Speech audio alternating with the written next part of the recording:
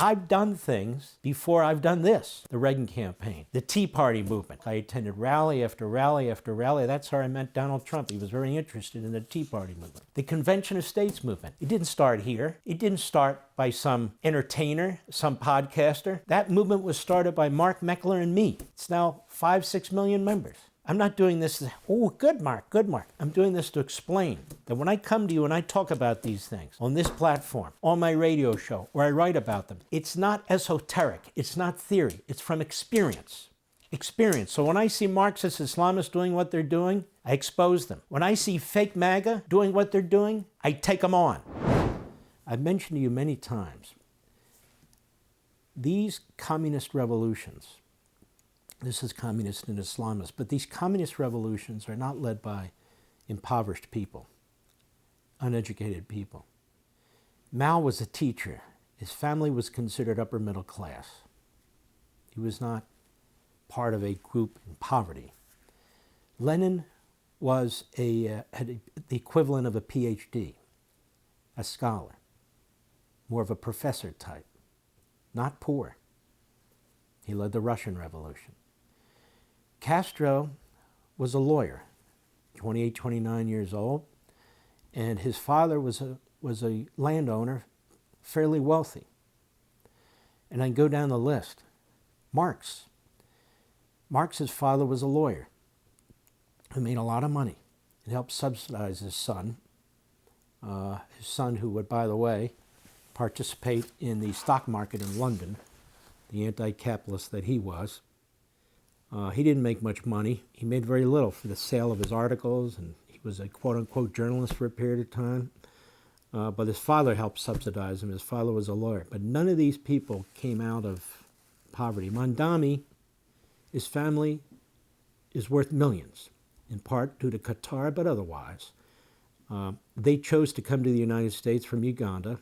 Their ancestry is Indian, not American Indian, Indian, with the whole desire to overthrow the country from day one. The mother, funded in part significantly by Qatar. The father secretes himself into Columbia University, where he makes a good salary as a radical professor promoting anti-Westernism, anti-Americanism, anti-Semitism, and terrorism as a legitimate effort to overthrow, the oppressor. And you'll hear these Islamists use much of the same language of Marxism, with the oppressor-oppressed model and so forth. So Mondami didn't rise up from the poor either. In fact, he is in effect, a trust fund baby. In effect, that's what he is. But he was radicalized at a young age by his parents, radicalized at a young age. This group grabbed a hold of him. They radicalized him further, radicalized by the professors at the schools he attended.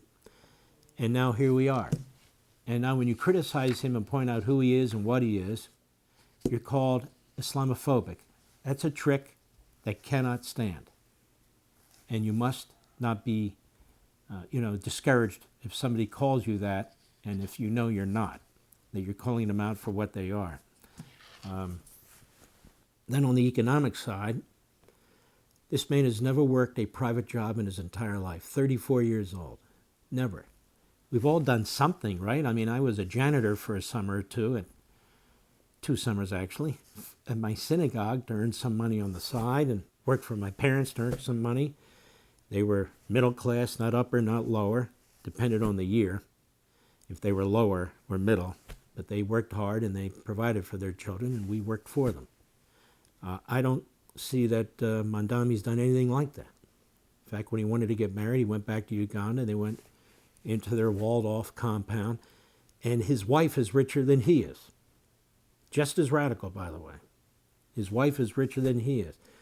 It's like Bernie Sanders. Bernie Sanders was never impoverished. Bernie Sanders is a Stalinist. He attended a Stalinist kibbutz in Israel. Not a communist, a Stalinist, even more radicalized. And of course, you know about his honeymoon in Moscow and so forth. And Bernie Sanders would run for mayor of Burlington, Vermont over and over again, as a caller to my radio show pointed out the other night.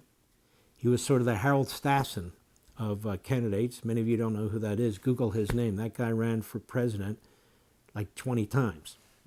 He had one success as the Republican governor of Minnesota, and then he lost that, but he never stopped running, so it was a joke.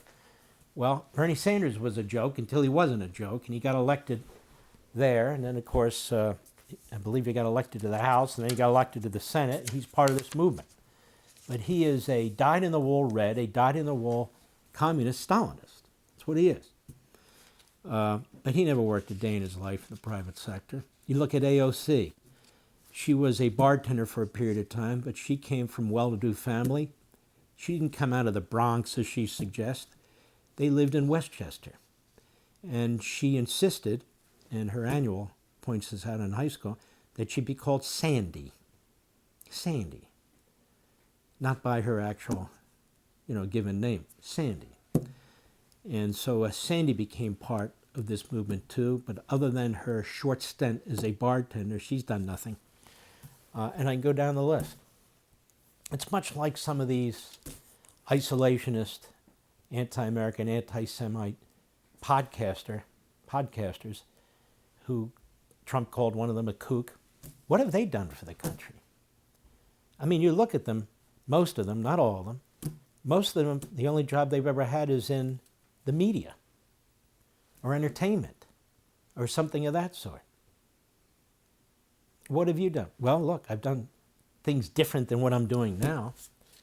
I was a litigator, I was a lawyer for a nonprofit organization.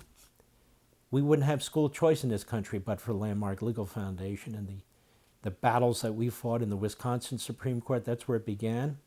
And then the battles in the United States Supreme Court, we and one or two other groups.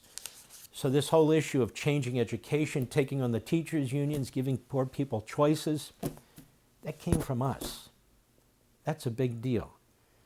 We are the ones who went after the NEA that was taking their dues-paying members' money and pushing it into politics without reporting it. That's illegal. We caught them. We got that dealt with. We're the ones that went after the Environmental Protection Agency that was trying to push out a zillion regulations right before Donald Trump took office and held the EPA in contempt. And we're also the ones that filed the motion in the courtroom in Little Rock, Arkansas. You might recall the judge was Susan Weber Wright, that held Bill Clinton in contempt. Yes, we did that, and 1,000 other things. So I've done things before I've done this. 76, the Reagan campaign. 80, the Reagan campaign.